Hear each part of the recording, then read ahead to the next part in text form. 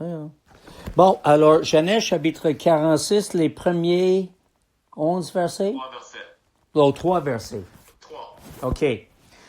Israël partit et avec tout ce qui lui appartenait. Il arriva à Beersheba et offrit des sacrifices au Dieu de son père Isaac.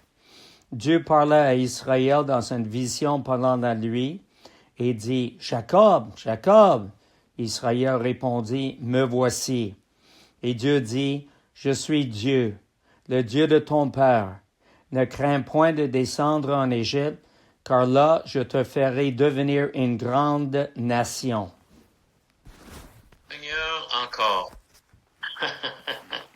Tu nous parles. Tu nous parles à travers ta parole, Seigneur, et cette drôle de chemin que tu m'as donné aujourd'hui pour qu'est-ce qu'on va regarder. Mais je sais que tu veux nous montrer des choses. Tu veux qu'on te fasse voir, Seigneur. Que tu as pris le temps de jaser avec cet homme, Seigneur. Tu as jasé avec lui. Tu as parlé avec lui. Tu voyais qu'est-ce qui se passait avec lui, passait dans son cœur, toutes les inquiétudes, le trouble. Et toi, tu es venu mettre le calme et donner ta parole. Seigneur, on a besoin de ça de nos vies, Seigneur. On a besoin que tu nous calmes, que ta parole se révèle à nous, Seigneur. Et Seigneur, que tu nous aides à voir des choses ce soir. Aide-moi à transmettre, je crois que des choses que tu m'as mis à cœur aujourd'hui, dans le nom de Jésus. Amen. Maintenant, juste une chose que je remarquais, puis je sais pas si c'est important, mais c'est quand on parle, comment que Dieu a appelé lui, là? Jacob. Comment il l'appelle?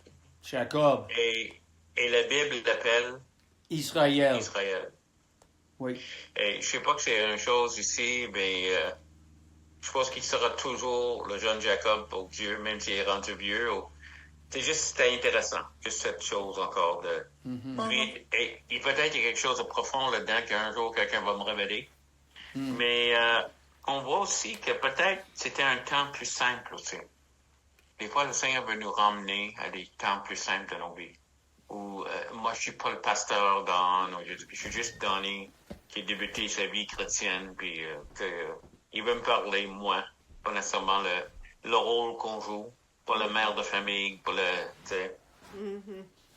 Amen. Mais, ma question, je vous ai donné un devoir la semaine dernière, et Denise n'était pas là, j'étais obligé de le dire. Regarde qu'est-ce qu'il dit. Je suis Dieu, le Dieu de ton père. Ne crains point de descendre en Égypte. Pourquoi est-ce que Jacob aurait craint d'y aller en Égypte?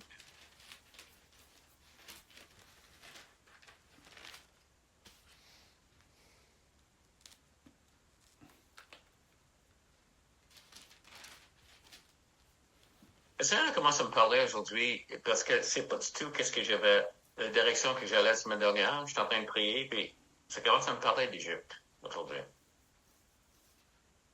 Et c'est intéressant l'histoire d'Égypte avec la Bible. Qu'est-ce qui est en train de se passer ici? OK? Donc, regardons Genèse 12. Denise, Genèse 12. Oh boy. Je vais pas lire tous les versets. J'aurais dû mettre plus. Mais juste, OK, juste 12-10. OK? Oui. 12-10. Il y eut une famine dans le pays.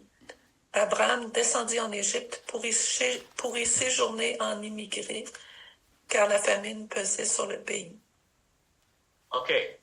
Comment ça a été l'histoire? Comment ça a été? N'oublie pas que Jacob, c'est son grand-père. Quelle est l'histoire comment ça aurait été? Est-ce que Abraham, c'était-tu une expérience positive, négative?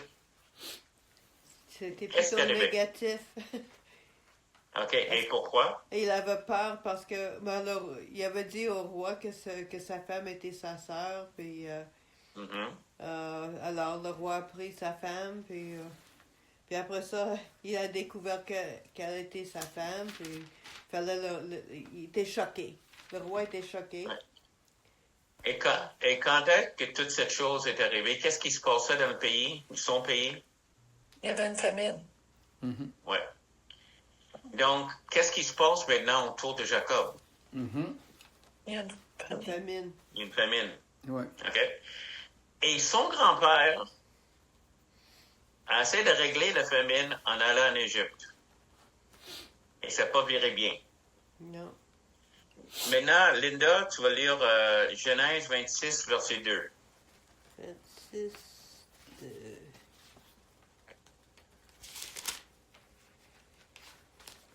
L'Éternel lui apparut et dit, ne descends Il pas, apparaît ne- à Isaac, excuse-moi. ne descends pas en Égypte, demeure dans le pays que je te dirai. Et qu'est-ce qui se passe dans le pays? J'aurais Il y a dû une faire famine. un peu plus. Il y a une Famine. famine. Donc, Abraham a été en Égypte. C'est pas de l'air que Dieu l'a dirigé, il n'y a rien comme ça. Il a été pour régler le problème, ça n'a pas réglé rien. Isaac pense à aller en Égypte.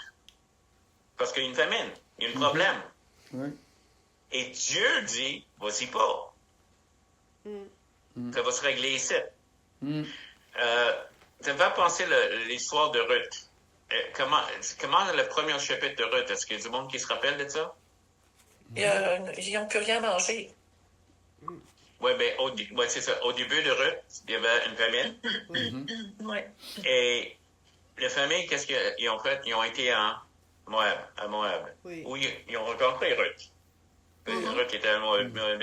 Mais pour régler le problème. Et Naomi a été avec sa famille. Qui est revenu? Naomi et Ruth. Oh oui, Ruth aussi, oui. Oui, mais Ses enfants sont morts. Mara. Donc, Naomi a dit, est revenue, et Mara. Oui. Amère. Amère. Mhm. Okay. Autrement, c'est comme si Naomi est morte, Amère est revenue. Mm. Mais avec Ruth. Et c'est une super histoire. Je vais juste le lire dans ma lecture, puis je l'aime, cette histoire-là. Oui.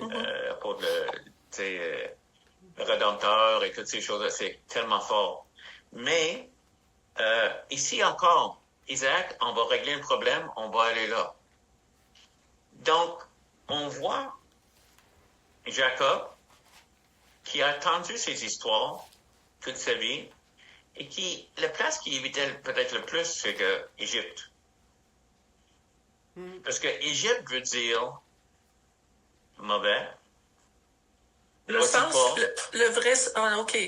L'association qu'il avait faite, OK. L'association de les histoires de ses parents, son grand-père et son père. C'est mauvais. Donc, grande question. Qu'est-ce qu'il s'est en train de nous dire comme Église? Quand est-ce qu'on va en Égypte? Quand Dieu nous... Ben, Vas-y, exactement. on change de place quand Dieu nous demande de changer de place. OK. Mais c'est pas juste n'importe quelle place. Ouais, c'était peurant. OK. Donc, les choses, c'est que Dieu est en train d'agir et c'est tellement important avec la relation du chrétien avec l'Éternel. Parce que, veut pas, Égypte, c'est un pays. Pas un pays méchant, je veux dire, le pays elle-même. OK? C'est une chose. C'est de la terre, c'est pas ça qui rend Égypte mauvais. Égypte, c'est le peuple, leurs croyances, les choses qui est en train de régler les hommes, les croyances, toutes les autres choses qui sont en Égypte, qui le rendent dangereux. Mais c'est pas juste le pays elle-même. Mais c'est tellement répété souvent. Donc, quand est-ce aller, quand est-ce pas aller? Et Denise vient juste de dire. Denise, encore, Deutéronome 17, 16. Deutéronome, c'est plus tard. Encore, mais cette idée d'Égypte ici. 17, 16. 17, 16. Là. 16, 14. 16. Mais qu'il n'ait pas un grand nombre de chevaux. C'est ça que tu veux que je lise? Ah, OK. Non. Oui, ben c'est ça, là.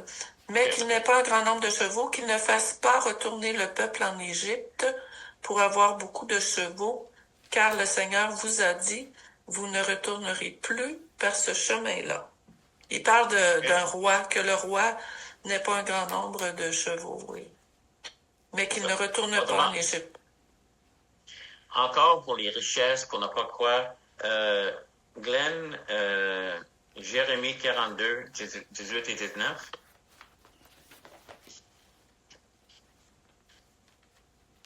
Jérémie 42, 18 et 19. Car ainsi parle l'Éternel des armées, le Dieu d'Israël, de même que ma colère, ma fureur se sont répandues sur les habitants de Jérusalem, de même ma fureur se répandra sur vous, si vous allez en Égypte. Glenn, excuse-moi, je me suis trompé. Je veux que tu le lis, mais premièrement, je veux aller dans l'ordre. J'ai sauté une verset. Linda, vas-tu lire Isaïe 31, 1? Isaïe 31, 1.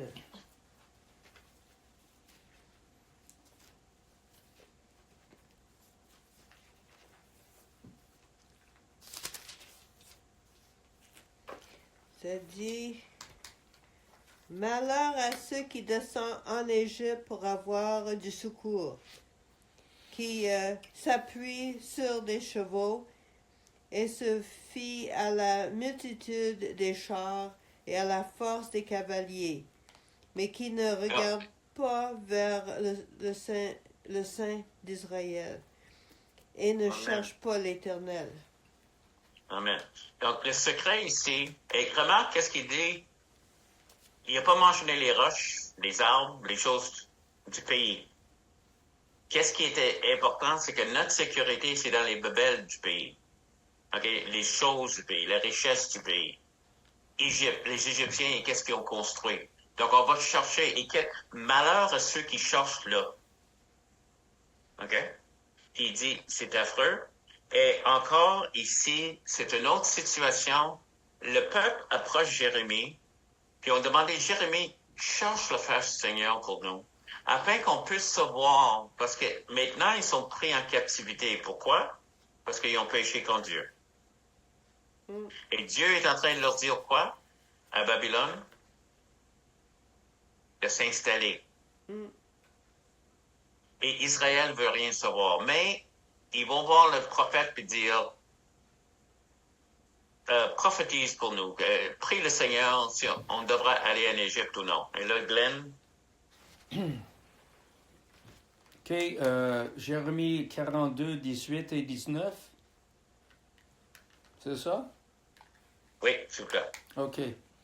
Là, car il est en train d'expliquer quelque chose. Car ainsi parle l'Éternel des armées. Je n'ai pas vu qu'est-ce qui était avant. Le Dieu d'Israël. De même que ma colère... Il est en train de répondre qu'est-ce qu'ils ont demandé. OK. Il demande qu'il prophétise pour lui. OK. De même que ma colère, ma fureur se sont répandues sur les habitants de Jérusalem, de même ma fureur se répandra sur vous. Si vous allez en Égypte, vous serez un sujet d'exécration, d'épouvante, de malédiction et d'opprobre, et vous ne verrez plus ce lieu. Reste de Juda, l'Éternel vous dit, n'allez pas en Égypte, sachez que je vous le défends aujourd'hui. Amen. Donc, ça, j'ai dit tantôt qu'il était en Babylone, mais ça, c'est le reste qui est resté en arrière, de Juda. Et Dieu voulait qu'il reste, parce qu'il ne restait rien. Et il trouvait ça dur. Donc, il voulait aller chercher la richesse en Égypte. Ils ont demandé au prophète, et tout de suite, le prophète a dit, je te prophétise, voici qu'est-ce que Dieu dit, mais je sais que tu m'écouteras pas. Et le prochain chapitre, ils s'en vont en Égypte, puis ils sont fait détruire. Wow. OK? Mais Égypte, encore, est quelque chose de super négatif. Puis ici, tu seras comme moi des excréments. C'est comme ça. Tu vas en Égypte, là, puis tu touches Égypte, là, puis vous autres, là, donc, il faut pas, OK? Dieu est en train de parler. Combien de fois qu'il est en train de nous parler? L'Égypte, pas correct. Mais dans la situation de Jacob, on va revenir là-dessus. Mais quand est-ce qu'on va en Égypte? En autrement, quand est-ce que Dieu est en train de nous dire, c'est correct. Maintenant, c'est le temps. Et je crois, il faut savoir, en Actes chapitre 10, quand Corneille a eu la vision de l'ange, qu'est-ce qui est arrivé à Pierre? Denise, te rappelles-tu? OK. Qu'est-ce qui est arrivé à Pierre quand Corneille a eu la vision de l'ange? Ouais. Qu'est-ce qui est descendu du ciel? Oh, la nappe. OK? La nappe. Donc, il y a une nappe qui puis descend. Puis Dieu a dit tue, puis c'était des animaux impurs. C'est ça. Sur la nappe, là, oui. J'aime la réaction de Pierre. Ouais. Pierre, il dit non. Non, Seigneur. Ouais. C'est comme Seigneur. c'est Non, deux Seigneur. mots qui vont pas ensemble. Oui. No, Lord. Un des deux est parti. Quand je dis non au Seigneur, et c'est ça qui va arriver dans nos vies. Et c'est ça que ça me parlait aujourd'hui, c'est que tout d'un coup, c'est pas facile. Si je voulais regarder même les Écritures, j'aurais dit, on va pas en Égypte. Es-tu fou? Garde l'Égypte. Qu'est-ce que Dieu a dit? Dieu l'a dit à Isaac. Puis il faut pas. Et maudit et éventuellement, mais je sais que c'est plus tard, ces versets-là, mais l'excrément, puis tu seras l'excrément si tu vas là. Si tout ça s'est repassé avant Jacob, tu vois-tu? Tous ces versets-là. Mais la raison que Jacob, déjà, a peur, c'est parce que déjà, il y a eu ça. Tu sais, son père ne va pas en Égypte. Oui. Et voici que l'Égypte, c'est la réponse de Dieu. Car il dit, c'est là que je vais faire là, car là, je te ferai. Là, en Égypte, pas ailleurs. Si tu y vas pas, tu peux pas devenir une grande nation. C'est la réponse de Dieu. Maintenant, regarde la chose encore plus incroyable. Denise, Luc 2:13. Luc 2:13.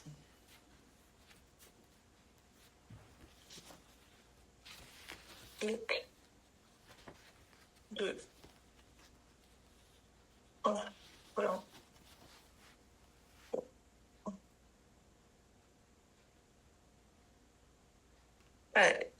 Et soudain, c'est ça, Luc 2:13, ça, oui, OK. Et soudain, il se joignit à l'ange une multitude de l'armée céleste. Oh, excuse-moi. C'est peut-être Matthieu 2:13. C'est vraiment. Tu cherches quoi? Tu cherches qui sont allés en Égypte? Oui. Moi, c'est. T'as ruiné mon affaire. Ben là, t'as Matthieu. Oui, je peux mettre ça, c'est Matthieu. 2:13. 2:13. Après leur départ, l'ange du Seigneur apparut, après le départ des mages, l'ange du Seigneur apparut en rêve à Joseph et dit, « Lève-toi, prends l'enfant et sa mère, fuis en Égypte et reste jusqu'à nouvel ordre. » Si tu étais un Juif et tu as entendu toutes ces histoires, tous ces siècles, Jérémie, tu sais, ça commence en Genèse, mais on a les prophètes Jérémie, on a le prophète Isaïe, on a de tous ces prophètes en train de dire non. Il y a un ange qui était apparu, un ange de Dieu. Est-ce qu'un ange de Dieu m'enverra en Égypte? Oui. Parce que Égypte, le pays, n'était pas le problème. Égypte, les dieux, Égypte, les autres choses, avoir confiance en Égypte pour venir nous secourir. Je vais arrêter, j'ai tourné mon dos sur la sécurité de Dieu et je vais trouver ma sécurité en Égypte. Et c'est ça que, poussé au bout, là, c'est ça que Saül a fait.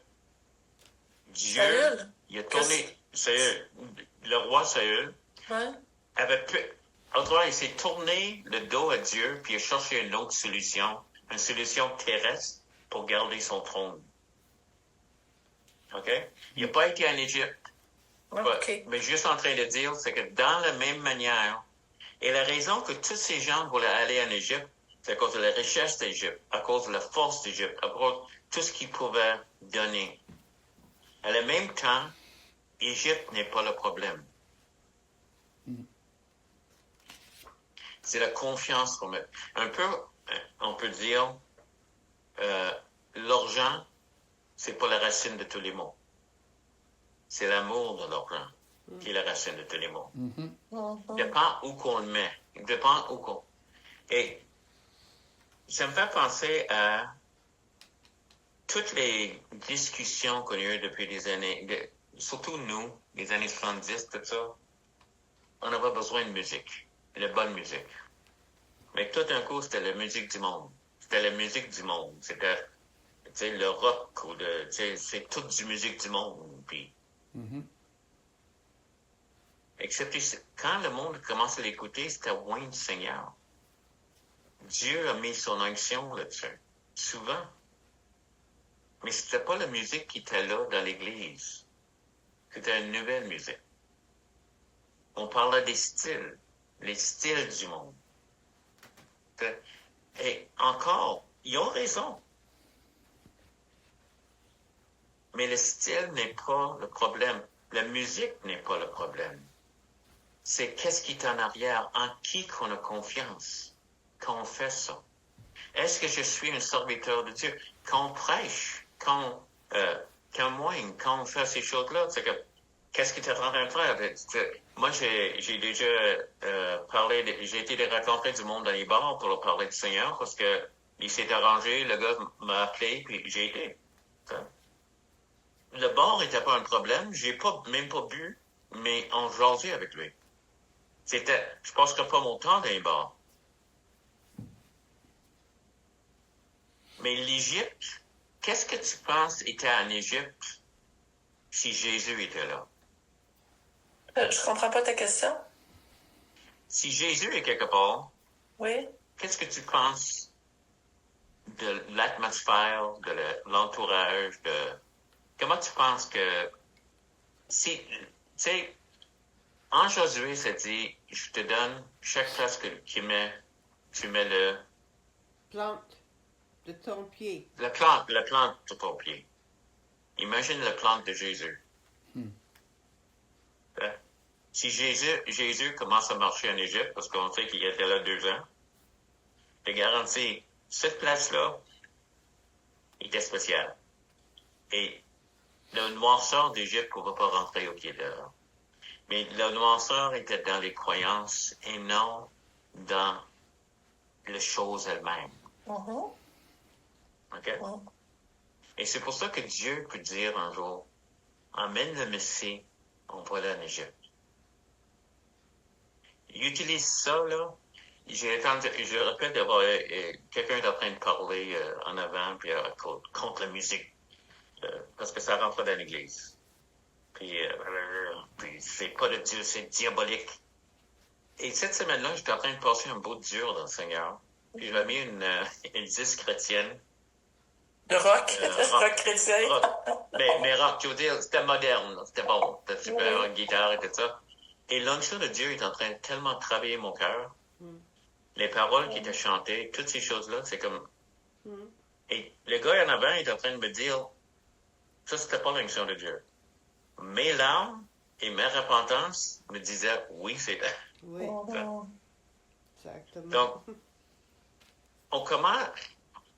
Donc, qu'est-ce que je suis en train de dire? N'aie pas peur si Dieu est en train de te pousser d'aller dans une direction qui n'est pas reconnue et peut-être même pas normale, mais on remarque ici que la place que Dieu envoie quelqu'un, ou la situation dans laquelle on est envoyé, il était préparé depuis 13 ans, même plus que ça, 20 ans, depuis que son fils était pris en esclavage. Donc, si on peut entendre qu'est-ce que Dieu est en train de nous dire, et de ne pas avoir peur, où est-ce que Dieu veut nous emmener? Mais nous préjuger les choses qu'on a, des fois des versets pris hors de contexte, des fois c'est, je sais pas que. Même il y a certains styles que j'aime pas, comme personnellement. Donc c'est pas de Dieu. Je sais pas, ça peut être quelque chose de vraiment charnel qui peut m'empêcher de faire qu'est-ce que Dieu veut que je fasse. C'est les styles. Imagine un juif où Dieu a dit deviens grec pour sauver les Grecs. Penses-tu qu'il y avait un préjugé à vaincre? Je comprends donc. Non. Hein? Oui. Non. Est-ce que tu comprends? Non. Oui. Oui. OK. Un juif, avec toutes les manières qu'il t'a entraîné, qu'est-ce qui est bien et mal?